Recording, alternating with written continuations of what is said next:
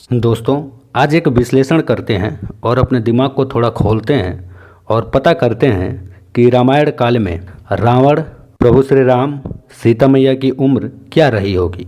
पहली बात तो ये, जब कोई कहता है कि रामायण 14,000 वर्ष पहले की कथा है, तो ये याद रखना, ये वैज्ञानिकों ने आधुनिक गणना के अनुसार माना है। अगर वैदिक गणना की बात करें तो रामायण कालखंड बहुत पहले का है। पहले तो इस बात को जान लीजिए कि रावण की वास्तविक आयु के बारे में किसी भी ग्रंथ में कोई वर्णन नहीं दिया गया है। कोई 20 लाख वर्ष उसकी उम्र बताता है, तो कोई 80 लाख वर्ष बताता है, तो कोई कुछ और बताता है। एक बात समझ लें कि अगर कोई रावण की वास्तविक आयु बता रहा है तो वो झूठ बोल रहा है। रामायण में न रावण की आयु है और ना ही भगवान श्री राम की आयु के बारे में कुछ भी कहा गया है, लेकिन दोनों के शासनकाल के विषय में जानकारी जरूर दी गई है, जिससे हम इनकी आयु का केवल अंदाजा ही लगा सकते हैं। पर इससे पहले कि हम उनकी आयु के विषय के बारे में बात करें, सबसे पहले पौराणिक काल की गणना कैसे होती थी ये समझ लेते हैं। त्रेता युग 3600 दिव्य वर्षों का था। एक दिव्य वर्ष 360 मानव वर्षों के बराबर होता है। इस हिसाब से त्रेता युग का कुल काल हमारे समय के हिसाब से 3600 गुणे 360 बराबर 12,96,000 मानव वर्ष होता है। ये त्रेता युग की गणना है, क्योंकि इन दोनों का जन्म त्रेता युग में ही हुआ था। रावण त्रेता युग के अंतिम चरण के मध्य में पैदा हुए थे और भगवान श्री राम का जन्म त्रेता युग के अंतिम चरण के अंत में हुआ था। त्रेता युग में कुल 3 चरण थे। रामायण में ये वर्णन है कि रावण ने अपने भाइयों कुंभकर्ण और विभीषण के साथ 11,000 वर्षों तक ब्रह्मा जी की तपस्या की थी। इसके पश्चात रावण और कुबेर का संघर्ष भी बहुत काल तक चला। रावण जो है त्रेता युग के अंतिम चरण के मध्य में पैदा हुए थे और श्री राम अंतिम चरण के अंत में पैदा हुए थे। त्रेता युग में कुल 3 चरण थे। रामायण में यह वर्णन है कि रावण ने अपने भाइयों कुंभकर्ण और विभीषण के साथ कुल 11,000 वर्षों तक ब्रह्मा जी की घोर तपस्या की थी। इसके बाद रावण और कुबेर का संघर्ष भी कई कालों तक चला। इसके अलावा रावण के शासनकाल के विषय में कहा गया है कि रावण ने कुल 72 चौकड़ी तक लंका पर शासन किया। अब हम बात करते हैं चौकड़ी क्या होता है। एक चौकड़ी में कुल 400 वर्ष होते हैं, तो इस हिसाब से रावण ने कुल 72 में 400 से गुणा करें तो 28,800 वर्षों तक लंका पर शासन किया था। इसके अलावा रामायण में बताया गया है कि जब रावण महादेव से उलझा और महादेव ने उसके हाथ को कैलाश से दबा दिया, तब रावण 1000 वर्षों तक भोलेनाथ से क्षमा याचना करता रहा। उसी दौरान शिवतांडव की रचना भी कर डाली। हालांकि ऐसा उसके लंका शासन में ही हुआ, इसलिए हम ये 1000 वर्ष को उसकी उम्र में नहीं जोड़ेंगे।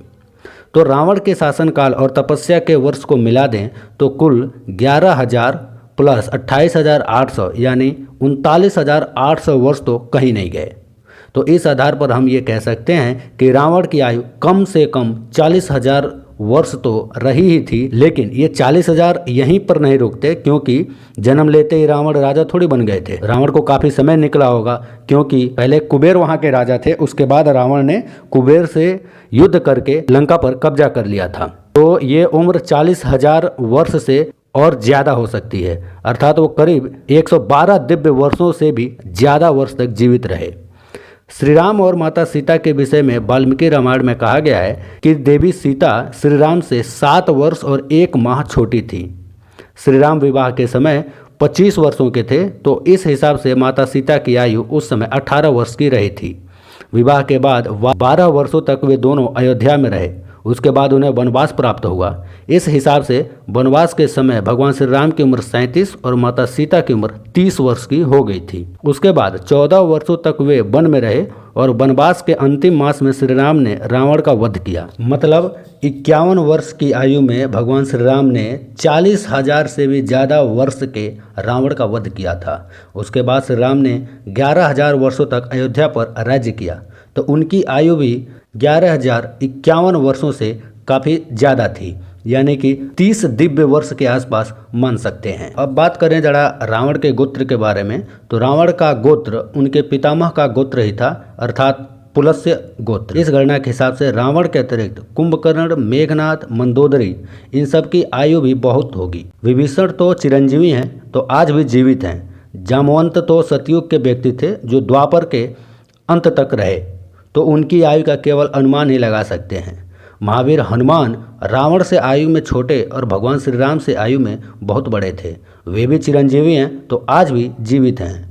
परशुराम रावण से आयु में छोटे थे और हनुमान जी से काफ़ी बड़े थे, तो वे भी चिरंजीवी हैं। कर्तव्यवीर अर्जुन आयु में रावण से भी बड़े थे, किंतु परशुराम ने अपनी युवावस्था में ही उनका वध कर दिया था। कुछ लोग ये सोच रहे होंगे कि किसी व्यक्ति की आयु इतनी अधिक कैसे हो सकती है, और इस पर मंथन करने के लिए ऐसे बहुत से लोग मिल जाएंगे जो इस बात को सिरे से खारिज कर देंगे। किंतु हमारे पुराणों में चारों युग के मनुष्यों की औसत आयु और कद का वर्णन है। आज के सभी मनुष्यों के लिए, ना कि केवल रावण और भगवान श्री राम जैसे विशिष्ट लोगों के लिए। हालांकि रावण जैसे तपस्वी और भगवान श्री राम जैसे अवतारी पुरुष की आयु वर्णित आयु से अधिक होने का विवरण है। रामावतार में भगवान श्री राम के आदेश पर ही काल उनके पास गया था। जैसे जैसे युग अपने अंतिम चरण में पहुंचता है, वैसे वैसे ही मनुष्यों की आयु और ऊंचाई घटती जाती है। मतलब सतयुग के अंतिम चरण में जन्मे लोगों की आयु और ऊंचाई सतयुग के ही प्रथम चरण में जन्मे लोगों से कम होगी। सतयुग में 1 लाख वर्ष तक इंसान जीवित रहते थे और 21 हाथ की उनकी लंबाई होती थी। त्रेता युग में 10,000 वर्ष तक मनुष्य जीवित रहते थे और उनकी लंबाई 14 हाथ की होती थी। वहीं द्वापर युग में 1000 वर्ष तक मनुष्य जीवित रहते थे और उनकी लंबाई 7 हाथ की होती थी। वहीं कलयुग में 100 वर्षों तक मनुष्य जीवित रहते हैं और इनकी लंबाई 4 हाथ की रह गई है। महाभारत में वर्णित है कि रेवती के पिता कुगुदभी, जो सतयुग से थे, ब्रह्मा जी के आदेश पर अपनी पुत्री का विवाह करवाने द्वापर गए हुए थे। उन्होंने रेवती का विवाह बलराम से कर दिया, लेकिन सतयुग की होने के कारण रेवती बलराम जी से 3-4 गुना अधिक लंबी थी। तब बलराम जी ने अपने हल का प्रयोग करके उनको अपनी लंबाई के बराबर बनाया था।